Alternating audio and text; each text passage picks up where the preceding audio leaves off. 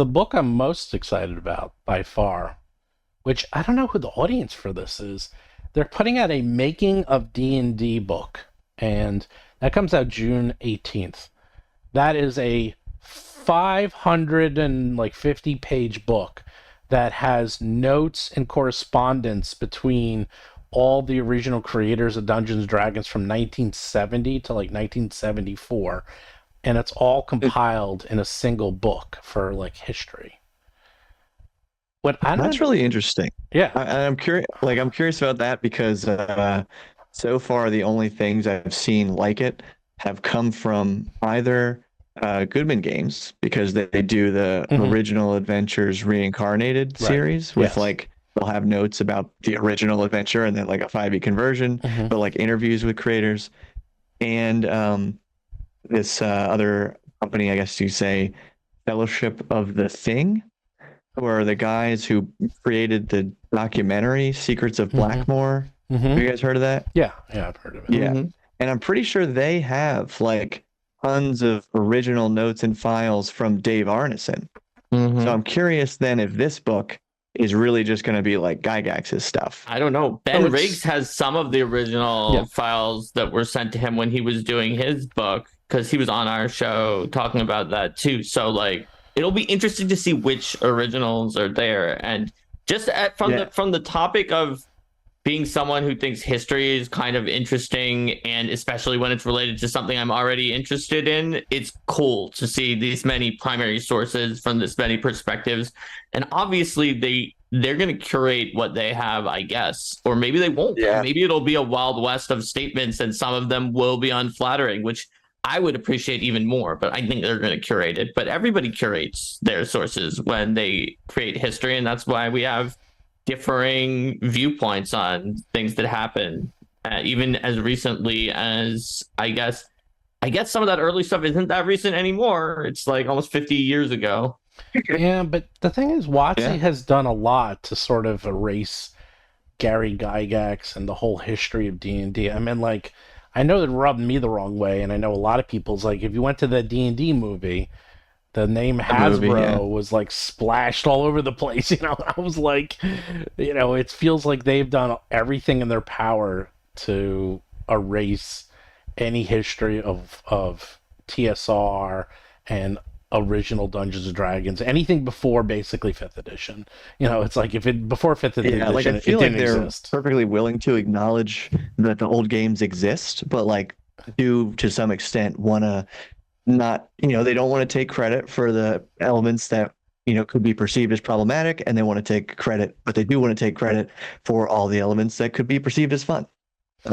And that's pretty much the bottom line. Yeah. Well, I I think believe. that I know people were talking about like the credits being pretty random on the D&D movie. I seem to remember also like Ed Greenwood was not listed there, even though it was in the Forgotten Realms, which Mhm, like he originally created. That mhm. may not, my memory may not be accurate, but like I think they just decided who was going to be listed, and deciding things for credits is always a contentious topic. I'm of the opinion that we should give it to as many people as possible and make sure everyone knows what contributions people made. I've always been like kind of more in favor of more credits and celebrating the people who are creators. Well, Yeah, I I mean it's such a simple thing to do. Like relatively Yep. speaking, it's not like he asked for a cameo in the movie or something. It's just put his name somewhere on a slide, basically at the end. It's so yeah. Yeah, well, the thing is, I believe it only goes up to the release. I think it's from 1970 and 1974, which is when D&D came out. So I believe Oh, it's everything prior, which is pretty smart because then you can say, oh, this was all before D&D, and then they don't hmm. have to.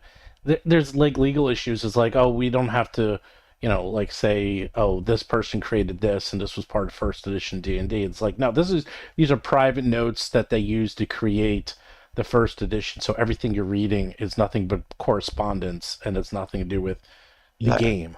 It's just So you said you said around 70 to 74. So it's yes, like to original D&D, not even like yes. first edition. First, Mm. yeah. Yeah, yeah, like original. Yeah, yeah, yeah, right. So it just is from 1970 to 1974 before the very first, what was it, Men and Monsters came out. I forgot what it was, one of those. So that's where it goes to. But it's a big book, and there's some pictures of it, and it's cool because it has like everything's in a typewriter, and they have like sketches of dragons, and they're all done by them, and looks like kids did them. It's really funny, and I was like, this looks great. I mean, I feel like the art is like one of the reasons that I own some of the first edition books, just because it's so like iconic almost. Yeah, it's that book. But who's the audience for this book? I mean, like, okay, I'm gonna buy it, but I'm an old grognard. Like, all the grognards might buy it, but because here's the thing, most of the people I know who are older don't play D&D anymore, because 5th edition is so far from what we used to play that they've either moved to Pathfinder or something else. Interesting, because I feel like 5th edition tried to do more of a callback towards older editions compared to 4th. And I would say Pathfinder is less. I'd say 5th edition is probably more similar to the. Not that either of them is that similar to the older editions than Pathfinder is to the older editions. Well, again, not that either is that similar. OSR is way. Who's going to buy this? Who's going to buy this book? I'm like, I'll buy it, but like, are people who are. I think really... it's a coffee table book. Kurth said that in chat. Yeah. It's something you put on your table, and people can flip through and read it and be like, "Oh, that's cool." Yeah, because what did they have? Well, a couple years ago, they published Art and Arcana, which was like art from these old ones, all the like old editions, I would say, all the way through modern. And there was just a more recent one that I can't remember the title of right now. Is it Legends and Lore or something? Something like that. Yeah, maybe it didn't even come out yet, but I've heard about this recently that I think is a similar spin to the Art and Arcana book. So yeah, this feels even very Pathfinder much like has one that's like coffee that table style. Yeah. Yeah, although they had a very neat name for it because it was the Wayne Reynolds, all of his covers in big art. So it was called The Art of War because his like middle initial is A and he always does his artist signature as WAR. So, I mean, thank you for putting it out for me at least, because I'm gonna buy it. So, well, I mean, don't get me wrong. Like, I'm also interested in this book. It's literally just the fact that it's like 500 pages. Like, I'm wondering when it's the kind of thing where it almost has to be a coffee table book. And it's also because it's gonna probably be the size of a standard D&D book. So you have this giant 500-page book. It's probably gonna cost like $100. Like it's gonna be expensive, I'm sure. Indestructible thinks that includes scans of the white box material. It has a lot. Well, there's some pictures. If you look online, there's scans from. There's like 4 pages. That would make sense if it has like basically the booklets, like high quality scans of the actual booklets, like complete in there. That would be interesting. Yeah, I believe it has. They just sort of talked. It was all over the place, but the main thing they did say, and like I give them credit again. I'm sorry, I'm not hating on WoTC, but they wanted to preserve history, and this is a pretty good way to do it. And I'm like. Good. Thank you. I mean, like, I'm thankful they're doing this. Because, we'll see.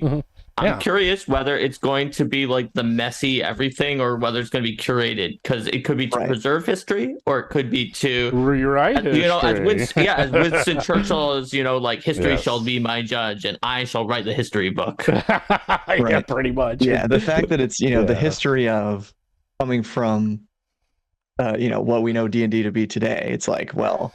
They're going to say what they need to say for D&D today to feel like it had this, wholesome and beautiful origin. So, not